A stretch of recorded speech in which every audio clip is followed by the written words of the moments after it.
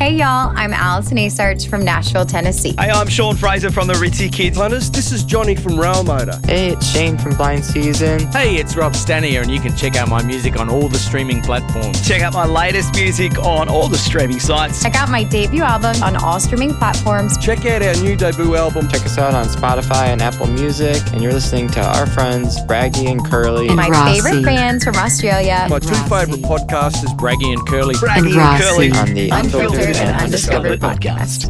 And Rossi. And whatnot. But let's officially get started.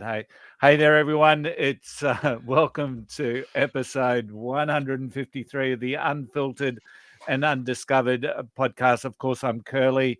I'd like to welcome, we've got a great band on tonight. We're speaking with Ben and P1, not B1, P1 from Goatzilla. But before we do, let's welcome in our co-hosts. Of course, we got Braggy from Adelaide and we got Rossi from Sydney. How are you, boys?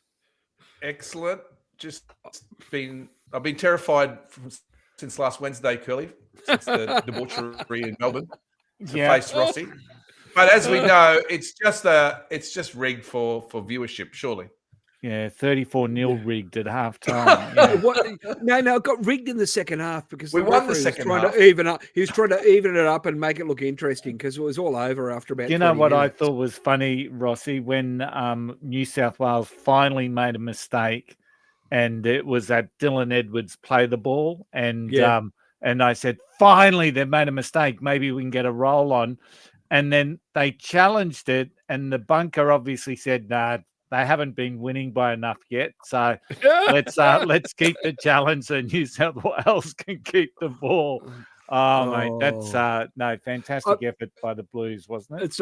It's a half of football you don't see very often. That's all. It was almost faultless, absolutely. Yeah. So it'd be worse if you're a Titans supporter from when they played West Tigers, or was it Canberra played West Tigers? Canberra played West Tigers. Yeah. What happened? 66-6. No, that was Titans beat the Warriors. That was terrible. Like, I've never seen a football side like West Tigers had that much luck in a football game in my entire life. It's just everything unbelievable. Yeah. So Origins, we got game 3 up here in Queensland. And how are Norwood going? How are the Redlegs going? Mate, down we're there top of the ladder, back on top of the ladder. We had a couple of weeks where we lost. For the boys, our guests tonight who haven't really introduced yet, I follow the AFL here. My local team is Norwood in the SANFL, and Sturt, my worst enemy, they're second. So it could shape out as it's shaping up to be Braggy against Dave Graney, mate. So I fucking hate Sturt. They think they're us. We're the Silvertails, and they come to our games wearing their bloody chinos and their RM Williams. They think they're us. Yeah, absolutely. And of course, the big news this weekend, Rossi, is the Roosters are taking on the Dragons again. That's right. Mate, may the best man win, and it's more likely to be you than me. But anyway, we'll see what happens. We don't have any outside backs at the moment because they're all injured or suspended. So. And the way Zach Lomax is playing, he might beat you on your own. So he could beat Queensland by himself. He actually, absolutely. Yeah. Hey, before we introduce the guys, I just want to, there's a lot of 40-year stuff happening at the moment, isn't there? And I know the Turnbuckles are doing the Psychotic Turnbuckles are doing their 40-year unbeaten tour, and they're in Melbourne. So any feedback from that, Rossi? I think they wiped the floor with Star Crazy and the Vibrajets, who are just Vibrajets was their captain is Julian Matthews, who's the bass player in the Stems. Okay. Yeah, and they wiped the floor with them and Star Crazy. They're just a bit too young, and they were over. It was like men against boys. And Turnbuckles are still undefeated and coming back to play at the Crowbar in Sydney next week with the fabulous Fadeaways from Japan. Yeah. And Bane Superflex, which is two of the guys from the Trilobites and one of the Silhouette Rifles. Wow. Yeah, and Mick Dalton and Scotty Layton. Excellent. And Radio Birdmen are traversing the country at the moment. They've played in Adelaide. They played up here in Brizzy. So rave reviews around their show. So it's probably the last time we'll see any incarnation of the Birdmen, I'd imagine. I think it's probably just about that for them. Like it's just, like 50 years is good innings for any band, I reckon. Very much so. Cold Chisel are doing one too, apparently. Yeah. The Saints. So we've got the Stems, we've got Ups and Downs, we've got the Cult, we've got Jesus and the Mary Chain. And of course, the Gurus are doing Back to the Stone Age with Stone Age Romeo. So that's right. That's right. The question is, will we see Screaming Tribesmen? That is the big question by the end of the year. I'd say not by the end of the year. Oh, I guess. Yeah, not by the end of this year.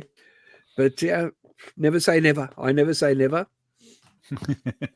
I've said never before, and that ended up being shit. I'll have the fingers crossed. But if it's 2025, I'll be happy with that too. I'll get a couple more marathons done, and knowing my luck, the Tribesmen will probably be playing on the day I'm in New York or something. So, all right, let's welcome in Goatzilla. Now, I've got to love these guys and the way they describe themselves. They're an atomic mutant goat punk band from the Gold Coast here in Australia. Atomic mutant goat punk. High voltage original atomic mutant goat punk. That's it. Thank you. Welcome, Ben. Welcome, P1, Peter. I would put Punked Billy in there as well. Some of the tracks off the Motherfucker Saurus, Motherfuckers Are Us album. Thank you. We'll take that. You take that? Yeah.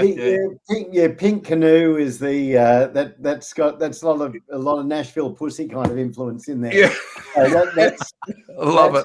That's a bit punkabilly, and what's the other one? Shut the fuck up is. Am I allowed? Shut the fuck up. 1 minute 34. Fuck, I love it. Say rude words on here.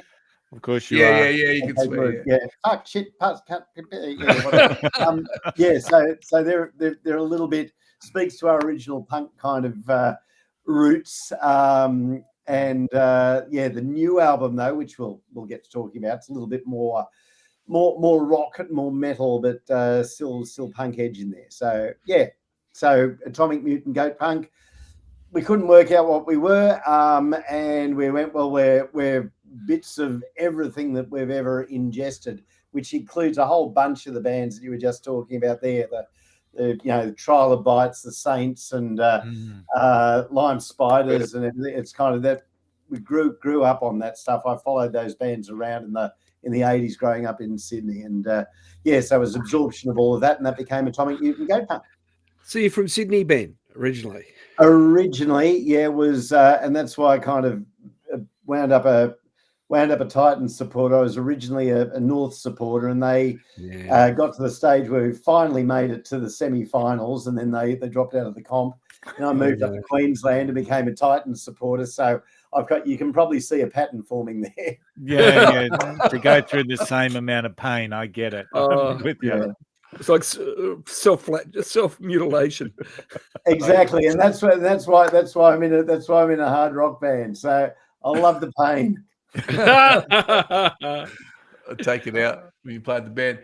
They usually give me the first question, and recently we've had a lot of younger bands on. It's probably been easier for them to answer because they could probably, their memory's probably better. You guys look like you've been around a fair bit, so I just like to know how. Thanks, mate. I just like to know how the first time you got the music became a thing for you when you were young. Did your parents play, or did you just go to see a band or something? What sparked it, Ben?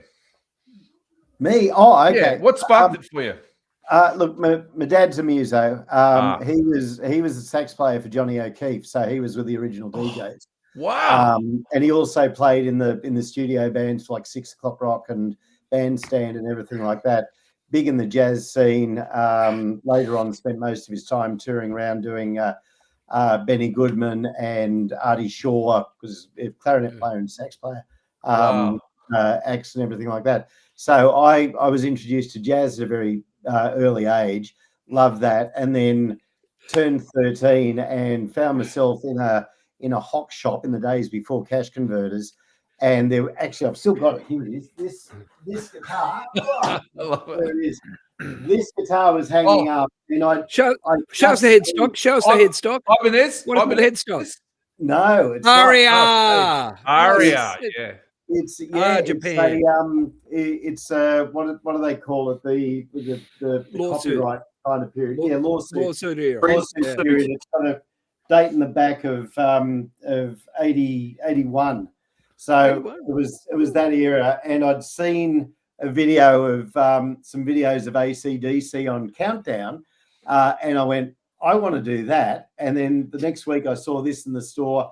I think it was $75, and I had that in pocket money, so I bought it and just fell in love with rock after that. So that's what kicked me off. It was AC/DC. I discovered the Angels very shortly after that and became a massive Angels addict, which is one of the big connections that P1 and I have. And just went from there. So that was my introduction to music. So. Let's go I want to go on the record and just say Johnny O'Keefe was the start of the rock and roll scene in Sydney and probably Australia. I've been on the record before about that. Johnny O'Keefe, the man. He's the man. But absolutely. Hey, that guitar though, Rossi, didn't the Japanese make some unbelievable copies in those early days? Ibanez and Aria. Like, have you seen that guitar we found on the side of the road? No. It's an Aria. It's an Aria. Oh yeah. It's an Aria, and someone's dropped an Epiphone neck on it, and it was actually thrown out. My wife picked it up, and she's gone and said, "Are you throwing this out?" And the guy goes, "Yeah," and she goes, "I'll take it home. I think my husband will fix it." And he goes, "What, Pete?" Going, "Yeah." There you go. So she brought it home, and I've got it running, and it's great. It's an Aria. It's an Aria body. They're beautiful guitars. So Pete, number one, what about you, mate? How did it kick off for you? Well, I wasn't lucky enough to have any musicians in my family, but I was surrounded by cousins, etc., who were all mad on it, that were older than me, and I still hang out with them, and we still kick around together. But my dad was a big Johnny O'Keefe fan and a big my mum was more Beatles and the Seekers and all those nice bands. During the 70s, I was born in 68. So during the 70s, I grew up with, listening to Led Zeppelin and Deep Purple and all the stuff my dad was listening to, and Black Sabbath and all that stuff that, that's infused. And my dad was always, as we were kids, watching Countdown. I grew up, I don't remember it not being on the Sunday night. Yeah. And with that, AC/DC came on, and I remember the first time I heard them, the song I first remember hearing them that sticks in my mind is actually High Voltage Rock and Roll. And that is still to this day my favorite AC/DC song. And people go, "Oh yeah, but there's this one and there's that one." And it's like, man, go back and have a listen to it. Seriously, have a listen to that song and if you're a musician, have a really good listen to what they're playing and how they went about constructing that song and what they're doing. They swung. It's an unbelievably great song. They swung AC/DC. That's so hard to copy. I played so many cover bands. So hard to get that feel right. I'm just seeing two blokes who've had absolute quality educations. That's all. They have. Well, we finally got some people our age on. That's they're a little bit younger than me, but they've done their homework, and I really admire that.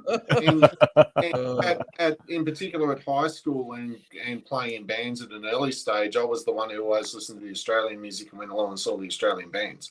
Yeah. You know what I mean? Everyone was going, "Oh, fuck, the Australian bands are shit." Bullshit. And, Cold Chisel and all those bands, Australian Crawl and, Hush.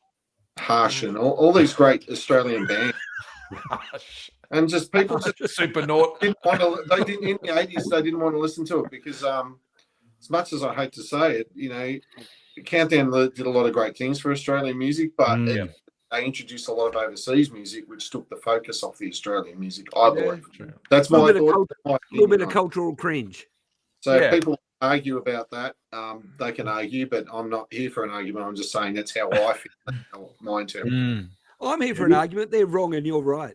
You're dead right. You just got to listen to the bands that came out at the era that you're talking about, like Trilobites, Birdman, Lime Spiders, New Christ. It's got all of that. Sunny Boys, the Saints. There was a real Aussie vibe, and there's a definite Aussie sound, that real kind of indie punk garage vibe. I just love that. I just follow those bands around the northern beaches of Sydney, where I lived. Just kind of as soon as I was old enough to look as though I could get past a fake ID. Did you go see the Rifles? Did you go see the Rifles if you're from the northern beaches? So I did catch the Rifles at Celibate Rock, at Kangaroo Rock. Also Hard-Ons, the Hellmen, all the way back in the 80s when they were all starting off. So that was Mass Appeal, all those sort of bands. Oh, Mass Appeal, they're awesome. I wish those guys would get back together. They're active on Facebook, or a couple of the old members are. But a real kind of noise punk. That's pretty. Yeah, it's a real era that just doesn't get the credit it deserves, because there was just so much happening, and the scene was just so vibrant. You know, it seemed like. Well, the 80s in Australia was. You want to start getting into early industrial, proto-industrial, Severed Heads and acts like that. I mean, it was a massive scene back then, in kind of 80s and Tom Ellard. Tom Ellard. Yeah. Like, well, they're Northern Beaches boys. Yeah. Who is that? Mr. Ellard from Severed Heads. Oh, right. Yeah. Good eyes open. Yeah, they're great. All those sort of bands, but the industrial stuff and all that. There's a lot of electronica. There's a lot of really interesting stuff going on around that. But the Northern Beaches, I've got a couple of mates who are very Northern Beaches boys, and they talk about the Northern Beaches sound. And there's a whole sort of 60s swing from the Sunsets from Newcastle who came down, became Tamim Shud. Tamim Shud kind of were the godfathers of Midnight Oil. Yeah. Who were the kings of the Northern Beaches. Narrabeen boys. So we had that. Hard-Ons, North Sydney. They're not quite North Beaches, but close enough. I was talking to P1 about this a while ago, where I grew up, and I actually lived in some units above Manly Corso for a while, and from there I could, within like a 200-meter walk, there was half a dozen live music venues. There was the Manly Hotel, there was the Beach, and they all had these name bands on. They were all part of the rock circuit, and you could go from one to the other and just. It was magic, and it was such a. I don't want to sound like an old fart kind of. You are. There's none of that anymore, unfortunately. Anywhere on the north side of Sydney down there. But that's what I love about being up here in Queensland, because the Gold Coast is taking off. We've got there's loads of venues that have survived COVID, and they're putting on the small local bands and giving bands like us a chance. Same with Brisbane. It's kind of there's a few who are on the edge. We lost the Zoo recently, unfortunately, but there's loads of others that are really supporting the local acts. And there's just this huge swell of acts, people of our genre, as well as a lot of younger bands in their 20s and coming out of school, teens and so on, looking for places to play. And that's why it's so exciting about being in Southeast Queensland. There's a lot more bands than there are venues and to play in, but there's this huge sense of something big's going to come out of this, and we're really building towards something. Yeah, so, I think I'm seeing the same thing down here. You're absolutely right. There's been this renaissance. See, I think for a lot of the younger kids, they learnt to play in COVID, and it was cracking their neck to get out of there, right? There's hundreds of little young bands, lots and lots of young bands I'm seeing, dozens and dozens of them, and they're just exploding. And the Gold Coast has obviously always been a hotbed of that sort of stuff, because the Sunny Boys kind of came from that way. So we've lost a lot of live venues, like we're saying, but these times have enabled us, like you guys do, to record at home and do it all yourself. Tell us about you guys. So you record at Pete's place? Is that where the main? No. We recorded. We've all got our own home. You've all got your own. Okay, run us through. And that the whole last album was done like that. Pretty much, yeah. Cool. It was, yeah. What happened? We started off trying to go into the studio, but won't go into details because there's a bit of naming and shaming with a few studio runners. But we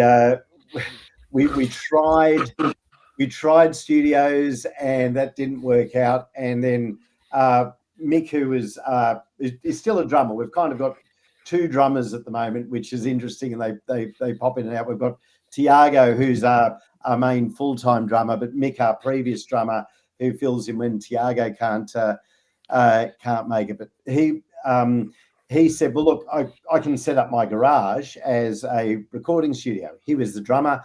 He needed to make the noise. We went, fantastic. So he redesigned his studio so he could record the album, kind of shut it off, put up a drum recording booth, set it up with this big Focusrite kind of 16 input system, and bought himself a computer. He recorded all the drums, and then we started recording there, but we found out it was just as easy getting home recording gear. I just needed a little Focusrite Scarlett for the bass. Peter can run through the gear that he's got a, being guitarist, they need more to get the sound, especially the sound that we're going. Guitarists just need more. I need more guitars, I need more amps, I need more everything. And if I can't have those, I cheekily buy the latest plugins. So she doesn't know, and she doesn't know I've got them on my computer because she can't see them. She does now, but she's going to see this. You can cut that out. Cut that out. We can edit. Edit. There's no way. There's no way I'd mention I brought home another guitar from work today. No, but what we were able to do is so just get it onto. We all bought Macs, all got onto Final Cut, and just recorded at home. Logic. The only thing that I couldn't do was the vocals, because I don't know if any of you guys have tried recording vocals, but you get extremely self-conscious about what you're doing. And I just found I was going over and recording the same line 3 million times and not getting anywhere. So I went up as a mate of ours has been a supporter of the band since we basically started back in 2015. He came to see one of our first gigs here on the Gold Coast, a guy by the name of Guy Cooper, who runs Serotonin Studios out in Nerang here. And fantastic bloke, very knowledgeable. He's done remixes for. He remixed a Paul McCartney live concert on behalf of the record company. He's worked with artists of that caliber. So I went up to his place and recorded the vocals with him, and then once we'd all recorded, we all passed over to Pete Jansen, who had never mixed or mastered anything previously, but said, look, I love doing it. I want to have a go. And we went, okay, let's see what you can do. And it's magic. He's just got a real talent for it. And we're absolutely stoked with what he's been able to put together and the way he's made us sound. So yeah, that was interesting. Pete can talk you through more of his setup if you're interested in the gear. But it was, I found that process, it was great because we got to spend as much time as we wanted working on our own parts. And then once we'd kind of patched it together, going, okay, this is what I want to represent my part of this song on the album. And we could then change the way that the songs were structured, experiment a bit, and come up with something that was different from what we started off with, but I think we've got a much better result from the end of it. At the end of it, it's what they refer to as the democratization of the recording process. Yeah. Like in the old days, you couldn't afford to take the time to do it. No. It's just different. It didn't work like that.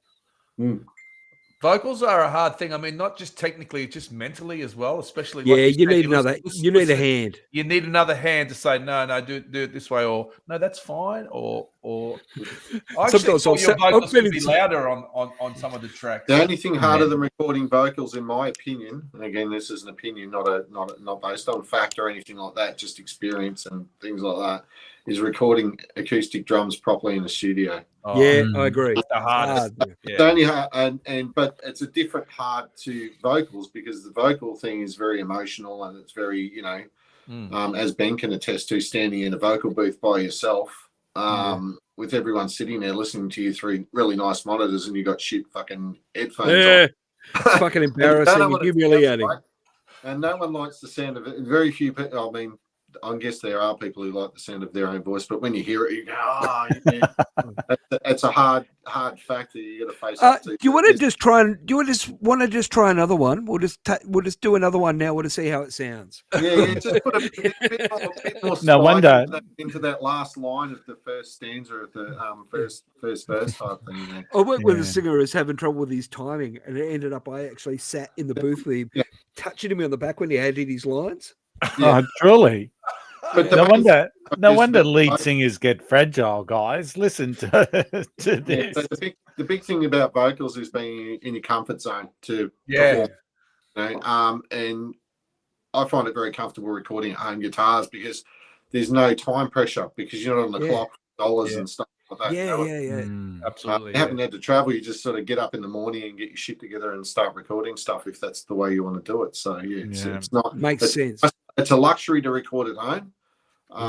And it's also a learning experience because you have to become your own engineer and your own producer and those sorts Were you using cabs and were you using IRs and sims, or were you using actual cabs?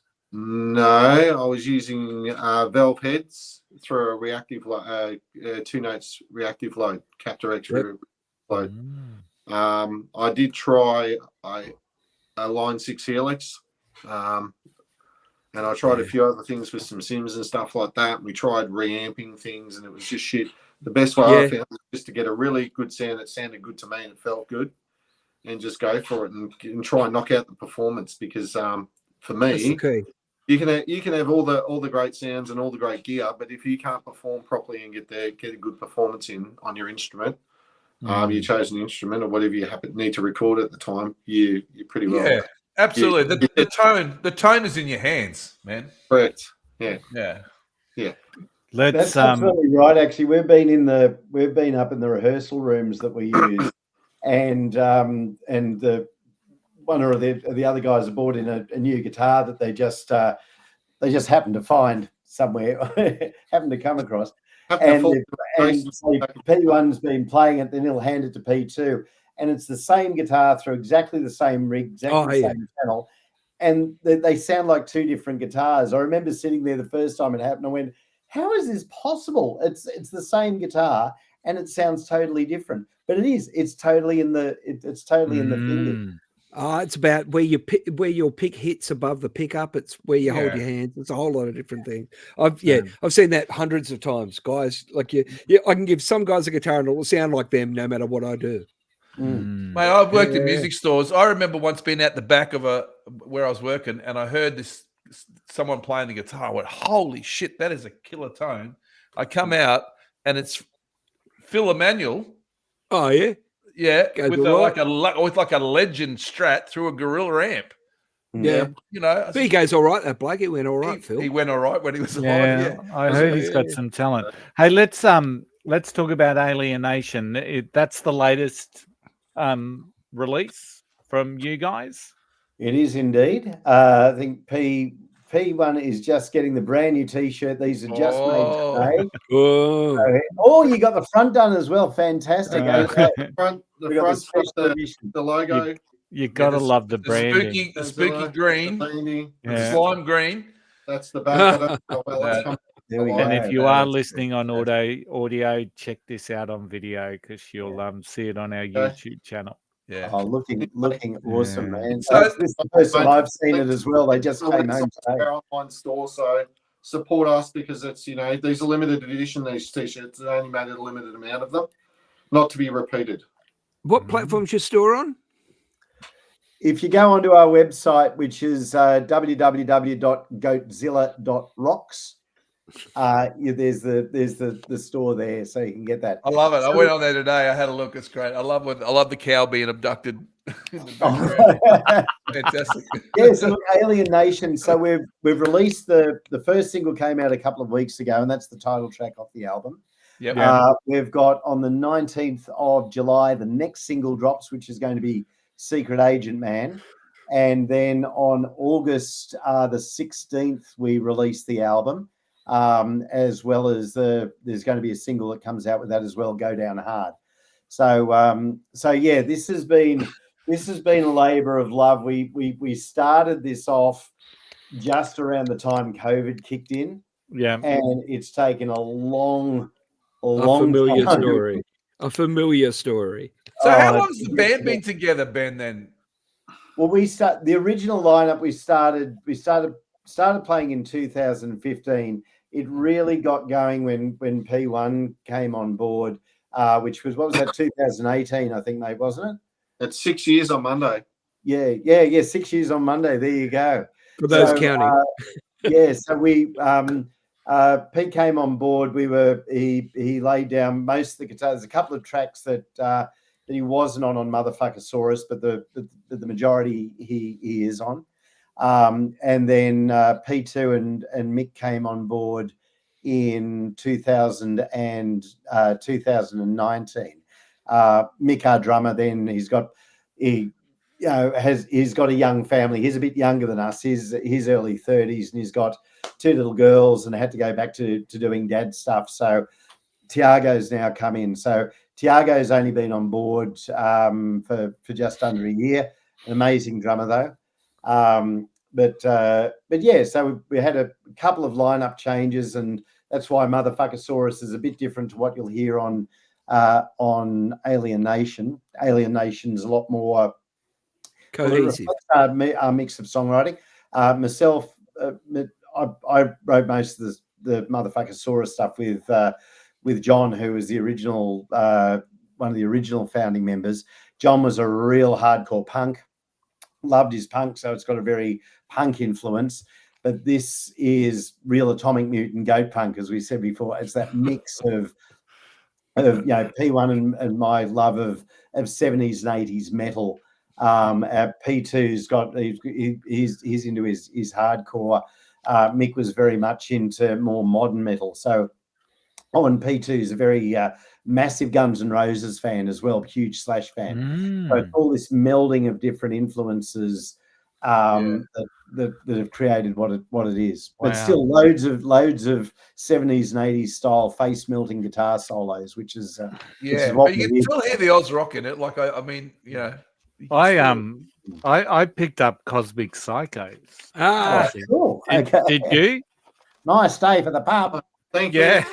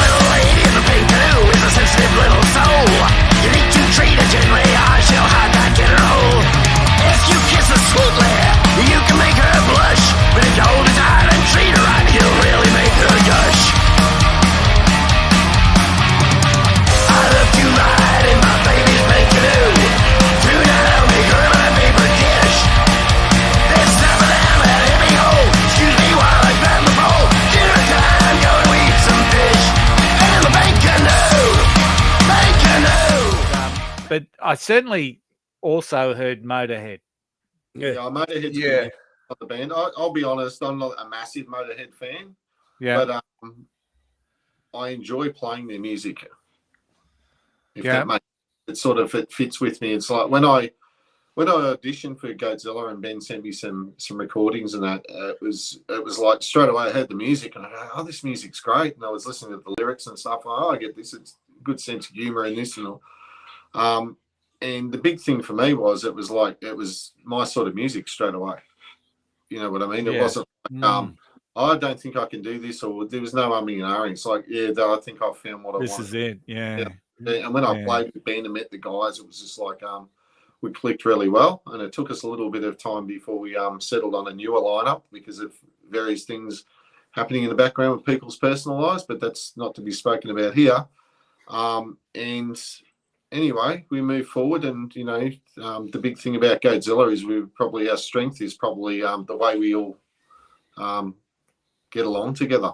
It doesn't matter. We all just get along. We're all very mature about everything, and You know, we're all very So just Pete, feel stress-free environment to be in. P2 is the other guitarist, yeah? Correct. Yep.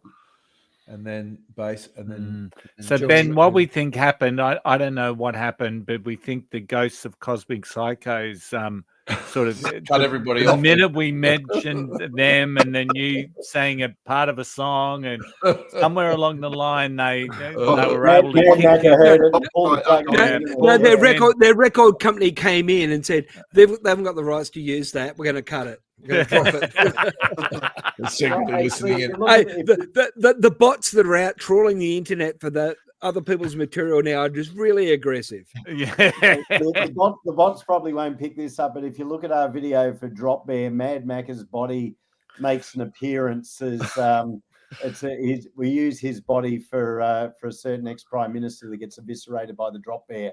He's standing there in a blue singlet holding a beer. And I just thought that's the body that I want on this particular prime minister. Yeah. So have a look at the video if you haven't. You'll see. Yeah, so Macca makes a ghost appearance on our video. I'm so glad someone finally wrote a song about the Drop Bears. Yep. I used to work for a band called the Drop Bears. That's right. Called the Drop Bears. Yeah. Yep. I had a very good week on Great Keppel Island as a much younger man, with two young international female tourists that were dead set shit scared of the Drop Bears, and it was one of the best weeks of my life. So, you evil man, Curly. We're going to cut that out too. No, we don't. We don't cut anything out. Hey, Braggy, over to you. Let's do some trivia. Oh, you want to do the trivia? Yeah. Okay. All right, so boys, grab a pen and paper if it's handy, or just use your phone, or just use your phone, or just remember. Or just remember. Today, boys, I've got 9 questions, but they add up to 12 points. Okay, so that's best out of this 12. It's out of 12. Okay, 12. You ready? First one. Let's go. Who is Vincent Furnier? Who is Vincent Furnier? And he wasn't in Leave It to Beaver. Okay. Yeah, Furnier, Vincent Furnier. Number 2, what animal is pictured with Michael Jackson on the inside of the Thriller album? Ooh, Raggy's gone to the pop disco. He has, hasn't he? Well, I've got to do that to try and stuff Rossi up. Let's cater for the guests' niche. Okay, Michael Jackson. Number 3. This is the one that's worth multiple points. This is worth 4 points. Can you name the 4 singles from Nirvana's Nevermind album? Ooh.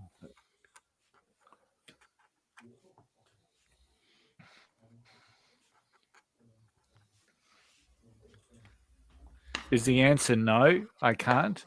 So you get 4 points for that. Stop trying to route the system, you boys. You always try and do that. Number 4. Ready for this one? This is my favorite question. I stole this off an old, what's it called? Not Rock Quiz, the other one. Spicks and Specs. Okay. With MC Hammer, right? Remember him? With his earnings from You Can't Touch This, which of the following did he not install in his house? You ready? A is a pool so deep that you needed scuba gear to get to the bottom. B is miniature gold statues of himself that he used as doorknobs. And C is a chicken ranch. Which one of those did he not spend his money on from You Can't Touch This? I'm just going to have a guess, but I'm enjoying it. It's a good question, that one. Thank you. Number 5, what record company was the first to introduce the 7-inch single in 1949? Which record company? You were still alive then, Rossi, wouldn't you?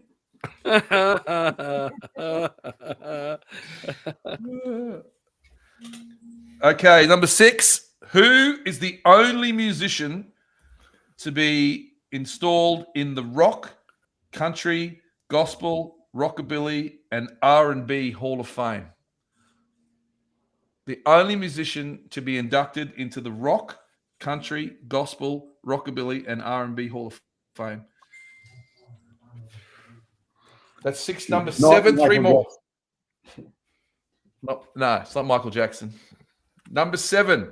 In what year were these albums released? They were all released in the same year. Spinal Tap. This is Spinal Tap. Hoodoo Guru, Stone Age Romeos. That's probably given it away after the early discussion. Yeah, it is. Yeah. Like a Virgin, Madonna. Red Sails in the Sunset, Midnight Oil, and 1984 by Van Halen. Yeah. Jeez, mate. Well, it could have been a trick question. I was at that Red Sails tour too. Were you? Yeah. Saw him at the Horden Pavilion. 2 more questions. This one is to finish the lyric. Finish the lyric. Picture yourself in a boat on a river. Kelly's just staring blankly. Done. It's not up your. And the last one, number 9, released in 1981. The compilation album called A Collection of Great Dance Songs was by which band? I've got no idea. Released in 1981. It was a compilation album. It was called A Collection of Great Dance Songs. Collection of great dance songs. That's the name of the compilation. It was a compilation of their hits. 1981 released. Okay. Okay. You ready? Yep. You know who knows who Vincent Fernie was? Yes, Rossi. Yes, Ben. Alice Cooper. Correct. Got to meet him in an airport lounge once, reading a book. Well, I reckon Rossi might be in trouble here. Yeah, Which animal did Michael Jackson was he cuddling? Do we know? Yes, right. Yes. P1. A monkey? No, that's what I thought. It's a tiger. A baby tiger. A baby tiger, correct. Do we know the 4 singles? No. Yes. Oh, fuck Rossi. Yes, go, Ben. A heart-shaped box, smells like Teen Spirit, come as you are, and territorial pissings. No. Smells like Teen Spirit. Smells like Lithium. Teen Spirit. Yes. Lithium in Bloom. Yeah. Yes. Smells like Teen Spirit, come as you are, Lithium in Bloom. MC Hammer, he didn't have the gold statues on the doorknobs, but he did have the fucking pool. He did have a pool that was 40 feet deep. And he had a chicken ranch. He had a chicken ranch. Bastard. How is that legal? I suppose it doesn't. So I finally got a point. Well done. America, no laws. It was RCA Victor who did the first 7-inch single, and then Recording Company of America. Yeah, I just put RCA. Yeah. Okay, I'll give you that. Good on ya. Elvis Presley is the only. Oh, what a guess! Yes, Ben. Well done, Ben. I was going Johnny Cash. I was close. Yeah, I tried to trick you with that next one. It is 1984. All those albums were released. Right. But you can't believe you mentioned Stone Age Romeos at the start. And it was a 40-year 40th anniversary tour. You bastard. And the lyric was from the Beatles. It's Lucy in the Sky. Yeah, with tangerine trees and marmalade skies. Well done, boys. You got to have that knowledge of the Beatles if you play any sort of music, I believe. And the album, A Collection of Great Dance Songs, was a compilation album by Pink Floyd. Well done, Ben. Yeah. Big Floyd fan. Huge Dave Gilmour fan. But yeah. That's such a cool. I love the sense of humor in that. So that was out of 12? Yes. So I got 4. That's a record for you, Curly. That's good. Curly. How'd you go, Ben? I think Trivia was the winner on the night for that one. Rossi, did you get them all, did you? I'm like Ben, I'm shit. No, I got 9. And Pete? Hey, I probably got 0 out of all that. Oh. That's all right. Oh, you got the Van Halen one. You had to get the Van Halen one. Yeah, I did that. Yeah. So, boys, One of the songs off the last album, like you saying that this new stuff you guys are putting out is a bit more, it's a bit less punky, I guess we call that last album. But one of the songs I've heard, like my favorite on that last album is "Fight to Win," mainly because I love the fucking bass intro. Well, that's on the new album. We've re-recorded that. Oh, we did. There you go, because I felt that stood out a bit from the rest of the stuff. That one. Yeah, it's probably closer to round where two. we are now than any of the other songs on that album. Yeah. We didn't. Yeah, we were never really thought that the first. Yeah, the way that we play it now is a lot more energetic and full on than we did previously. And when we were recording the first album, we really didn't know what we were. Well, I didn't know what I was doing. P1's recorded before, but I wasn't sure. And just the way that we deliver it live is just a lot more energy. And we thought we've got to capture the way that we do it now to give it its full due, because I love playing that song. It's so much fun to play, and it's just it's not. P1 once described it as our pro-violence song. It's not a pro-violence song. It's about standing up for what you believe and standing your ground and doing the right thing. And so it's a very positive message, but there's a lot of energy in it, and it's great fun to play. We do it as our closing number, and it just gets and the crowd just loves it. So it's a real live rock track, and we love it. So thank you for drawing that. Yeah, for drawing that out. We love playing that song. Yeah. And you go, Rossi. Sorry. I know. I'd been hearing the like you guys had just been in Sydney, I believe. Yep. And and my spies who are out in the field are actually at the show at the Mosh Pit. It was Bootleggers, not the Mosh Pit. No, Bootleggers, was it? Yep. Bootleggers with Bootleggers with Firefly. No, Firefly was with in Elton Chong's in Penrith. Elton Chong in Penrith. That's right. Yeah, no, I kept trying to keep track of their gigs. It's a little bit hard too, but they were saying that you guys are a bit of a force of nature. Oh, thank you. I was having a shocker that night at Elton Chong's. I had a cold when we started off, and by the time that was the last gig on the run, and I'd lost my voice, and I could only sing on one note. So I was just singing on the root note for the louder and quieter. Fortunately, I've got P1 and P2 on either side of me with some guitar pyrotechnics going off, and Mick was on the tour because Tiago couldn't make it, so he's on the drums, and those three just instrumental. It just goes off. So I'm in a very unusual and a fortunate position as frontman, whereas the voice does go. I've still got these three guys who just power ahead, and there's still a massive show there anyway. Because we're one of these things. It's kind of we're not. I'm not a lead singer supported by a band. We're not like one guitarist that's showcasing using a band. We're a true band, and we're the sum is greater than the whole of the parts in this case. So it just works really well, and that's one of the things I love about playing with these guys, because everybody's not necessarily myself, but the others are consummate professionals, and it's just playing live with these guys is just an amazing experience in its own right, and that comes across to the crowd even when my voice does give out. But hopefully we're down in Elton Chong's again in October. Great little venue in Parramatta. If anybody hasn't been there, brilliant. Penrith. And in Penrith, not Parramatta, sorry. That's the Manly boy in me coming out of exactly. These guys. Somewhere out west. Manly. I grew up in Manly. I don't support them. Anybody with any sense doesn't. Does anybody? But no, we're back down there, and I'll be back in full voice then. So hoping to see a big crowd in Elton Chong's back in. It's a groove. It's starting to become an emerging sort of like Western suburbs, like dive bar, rock and roll bar. Oh yeah, very cool place, very cool management. So yeah, that's what I've been hearing about that place, which is great. Yeah, like that. Yeah, you need for mid-level bands and for bands of certain level to go and have rooms they can play in Sydney is great.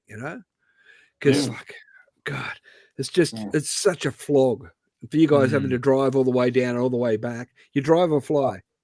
No, Right. we drove. We hired a Kia Carnival, all piled into it, and cruised down in rock style. It was cool. We stopped off.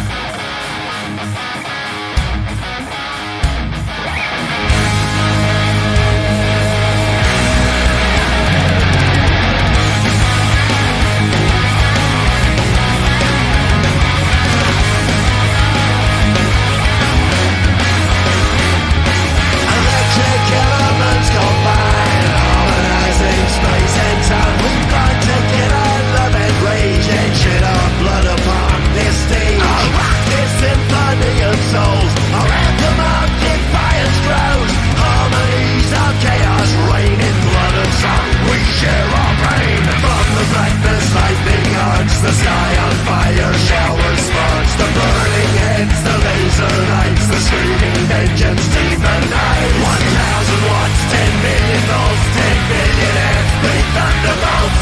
15 billion fingers play, we hear them speaking every word they say.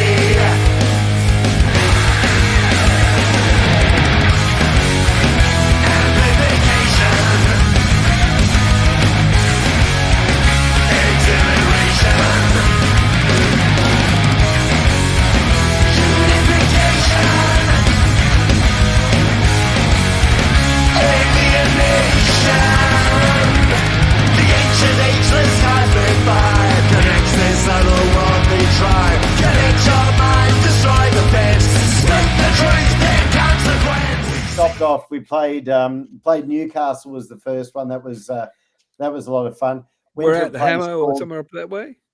It was which was the Newcastle pub, P1? Don't ask me that. It was Newcastle. Yeah, it was. Yeah, but brilliant. I'll have to look it up. I apologise to them. They looked after us really well. It was great. Pissing down rain. We were playing to the other bands, unfortunately, because it was the rain was just so heavy that nobody was coming out that night. We played. Then we did Bootleggers in Sydney. Then we went up to Maitland. We went to the Cabin Collective in Maitland. Another brilliant place. This guy's got he set up a tattoo shop and a cafe.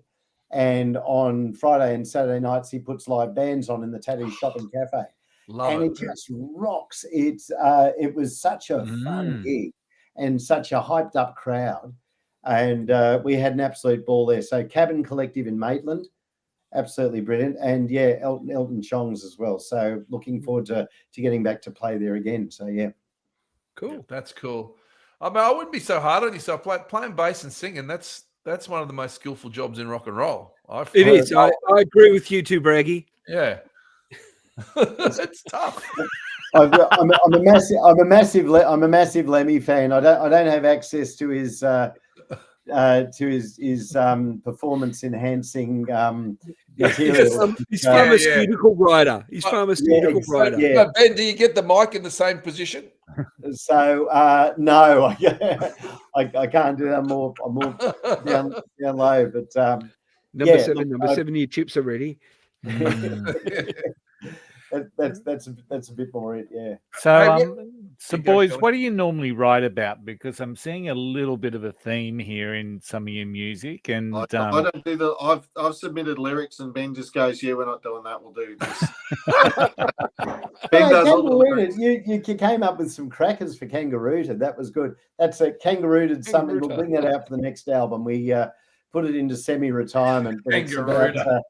If you've ever been out driving in regional anywhere in Australia around dusk or dawn, and have had an encounter with with Skippy, this is about that's about that particular incident. It's almost like it's got a bit of ostentatious in you guys. I thought it could have been about Barnaby Joyce. You can read between the lines if you want to. Love it. That'd be beetrooted. Yeah, that's right. When you were talking about new stuff coming out, you said Secret Agent Man. That's not cover. The 60s cover. Johnny Rivers or someone did it? No, No, it wasn't. To be honest, I'd written that a good a while ago. And we've just finished recording it for the new album. I was aware that there was a song like that, but it's not the cover. Yeah. Actually, the Hitman did an early cover of that. I think it was one of their demos when they were going for a recording contract, and that's floating around. You're absolutely right, Ben. You're absolutely right. Yeah. Yeah, but no, very, very different song. This is a bit more funky. There's all kinds of secret agent Cold War sound effects going off in the background in this one. So this is a bit different again. Devo covered it too, actually. Devo did. Devo. Wow. On Duty Now for the Future.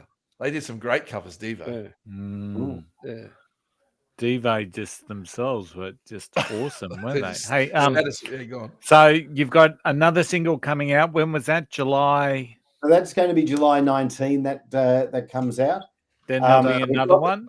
And then in August, 16th of August, the album gets released with another single as well. So having a few dramas with the video clips at the moment. So we're putting something together, but the music's out there. There'll be video shortly. But Alien Nation stream, it did really well for it. It's doing really well actually on the streaming services. So we're really it's better than anything we've put out. I saw you. I was looked at your monthly listens, and that's killer. That's a great result. Oh yeah, I had a question. Very happy with that. So, yeah, your drummer's Tiago. Is his name? Yeah. Is that Tiago Castro? Yes. Where's that from? Is he South American? Because Cuba. Brazilian.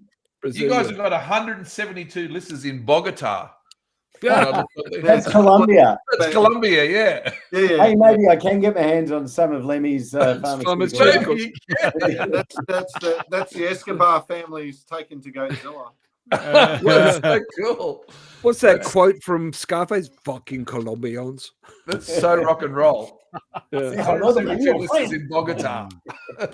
All right, so I'm going to ask one final, and then we'll start the wind up. So, where did the name Goatzilla come from? I've got to ask. You, Ben? Goatzilla is the rock monster that lives in all of us. Is a creation of the depths of the rock underground, and he's got a goat nature, and he just goes out there and does whatever the fuck he wants and just enjoys the hell out of himself. So that's it, and that's what we're about. It's about big music, big noise, good times, and just living extra large and just having fun and just rocking out and not giving a shit. So that's what Goatzilla is. You guys need to go to Japan. I reckon that's a killer name for it. Or play with the turnbuckles. So turnbuckles would be cool. I'm a big turnbuckles fan. We've got to be careful actually with Japan. I had to register the business name, and when I did, I got a letter from don't die on us, P1. We need you. I registered it, and within 4 weeks of registering, a letter turned up. They tracked me down through the website registration. So always, guys, when you're going on GoDaddy, check that box to use the anonymous privacy address, which I've done now. But they tracked me down. I got a letter from the legal firm that represents Toho Films that owns the right to a particular film monster who I'm not allowed to name. Insisting that we hand over anything that we have ever made with the name on it, and that we are to cease and desist using the name and just walk away from it, because they own not only the first bit, but they own the Zilla bit as well. So I spent a good while writing back and forth, asking lots of questions, and eventually said, no, we're going to keep doing this. And I've never heard back from them again. Yeah. But I would suspect that, given half a chance, being the fact that they're lawyers and they justify their existence by making other people miserable, any chance that we give them, they'll come down us like a ton of bricks, even though this is something that costs us a load of money to do.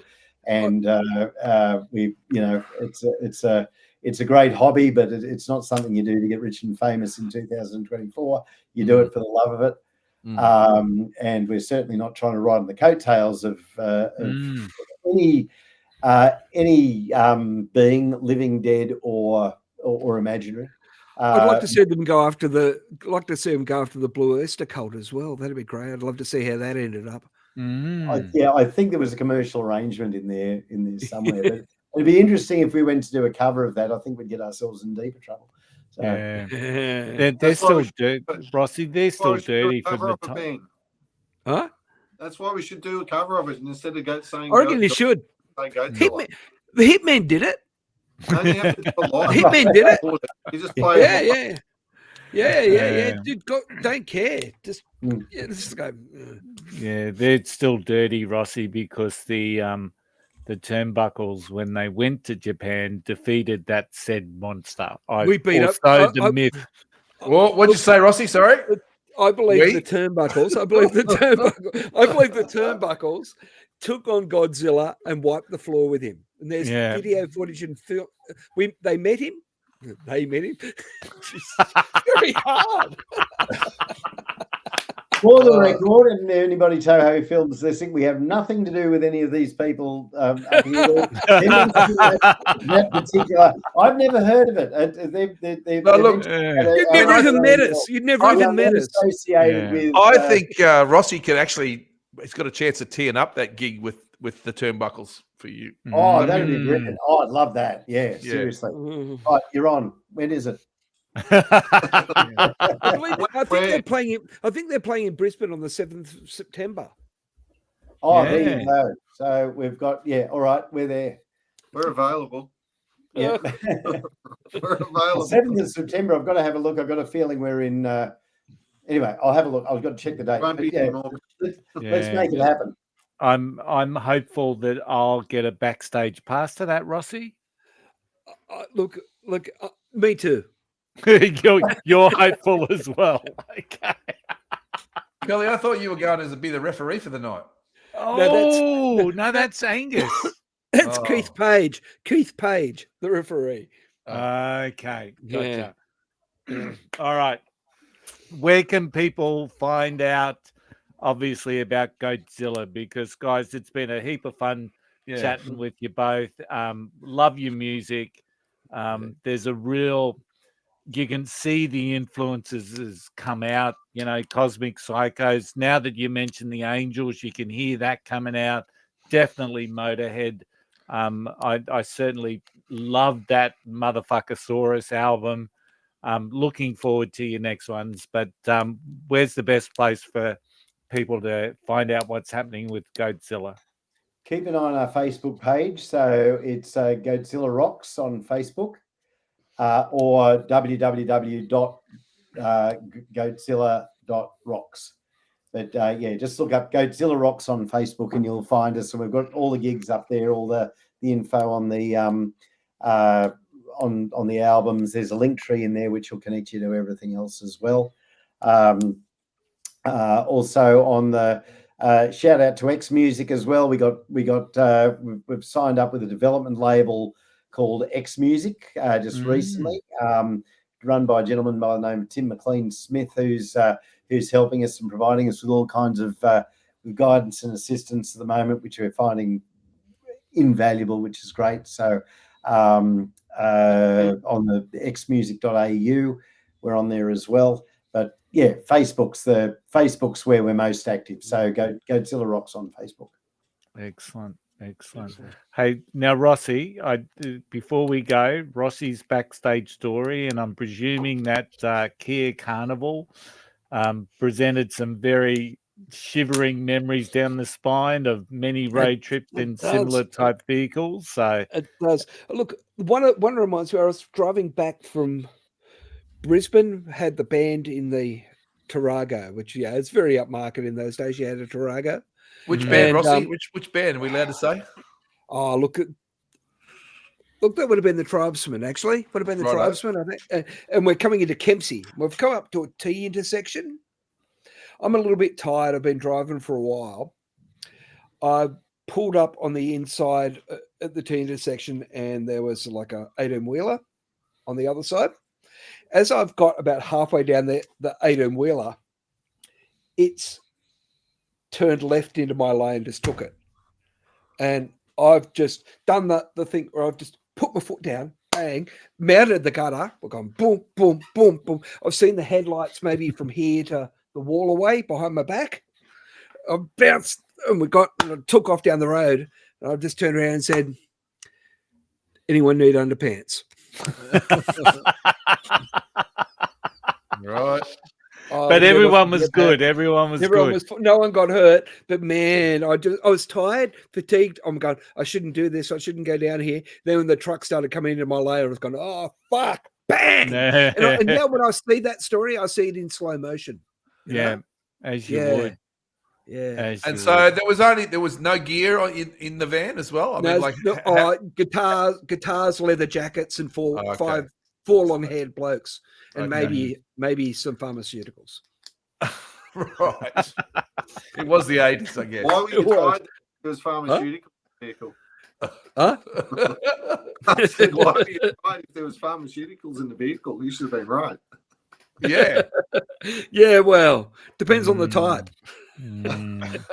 All right, guys, let's wind her up. A big thank you to Pete and Ben from Goatzilla for joining us tonight. Links to their music will be in the show notes, of course, and I've added some of your songs already to the Unfiltered and Undiscovered playlist on Spotify. So if you've liked this episode, please like and subscribe, leave a review. Please, we're on YouTube, Facebook, TikTok. We've got a website, unfilteredundiscovered.com. Of course, we've got our playlist on Spotify. 375 songs are now on that playlist. So more than a day's worth. It can get you through any working day. The only other thing I've got to say is how good was It's Only a Matter of Time by Railroad Gin. Oh. Until next week, I'll see you then. Bye for now. See you guys.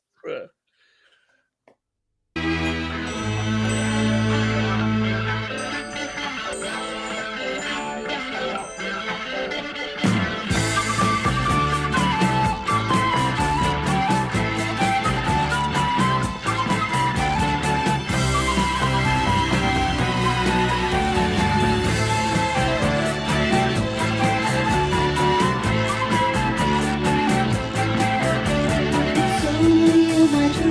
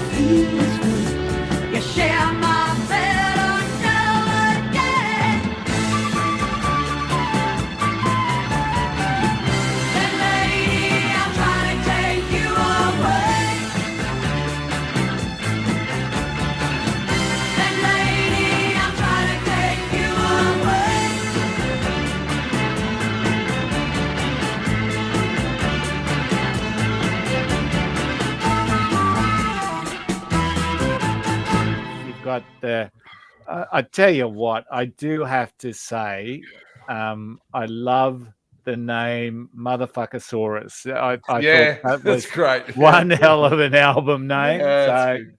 That gets you straight in. Yeah, originally it was supposed to be Motherfuckers Are Us. Oh, gotcha. that's good. Yeah, it's kind of a play on spelling, I guess. Multi-purpose word is also describes what kind of animal or monster Goatzilla is. Is a motherfucker. Gotcha. And so we'll talk a little bit about that. Your music, what you've been up to.